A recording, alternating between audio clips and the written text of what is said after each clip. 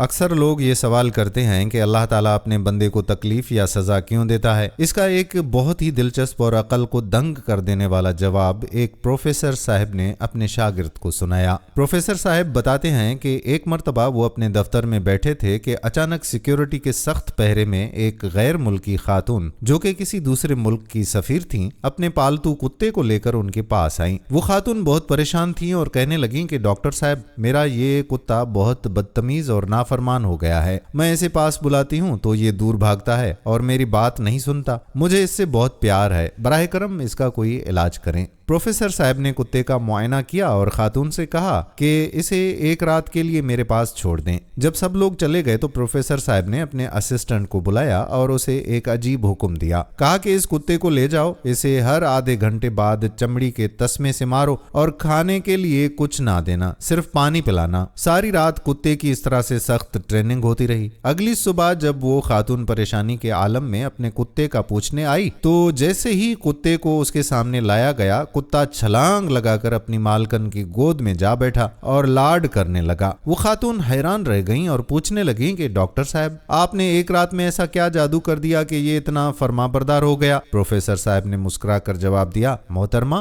इस कुत्ते को आरामदह कमरे, रेशमी बिस्तर और बेहतरीन खाना मिल रहा था। सहूलतों की ज्यादती की वजह से ये खुद को मालिक समझ बैठा था और अपनी असल मालकन को भूल गया था। मैंने इसे सिर्फ ये याद दिलाया है कि वो एक पालतू जानवर है और उसका असल ठिकाना और राहत आप ही के पास है। दोस्तों, बिल्कुल यही हाल इंसान का है। जब इंसान को हर तरह की नेमतें, दौलत, सेहत और सुकून मिलता है तो वो अक्सर तकब्बुर में आकर अपने असल मालिक अल्लाह ताला को भूल जाता है। वो खुद को ताकतवर समझने लगता है और नाफरमानी पर उतर आता है। ऐसे में अल्लाह ताला उसे छोटी सी तकलीफ या आजमाइश में डालता है ताकि उसे अपनी औकात याद आए और वो वापस अपने रब की तरफ रुजू करे। वो तकलीफ दरअसल सजा नहीं होती, बल्कि भटके हुए बंदे को वापस सीधे रास्ते पर लाने का एक तरीका होता है। जब इंसान पर मुश्किल आती है तो उसे अपने रब की याद आती है और वो दोबारा उसके सामने सजदा रेज हो जाता है। उम्मीद करते हैं कि आपको हमारी आज की वीडियो भी पसंद आई होगी और दोस्तों के साथ इसे शेयर भी करेंगे।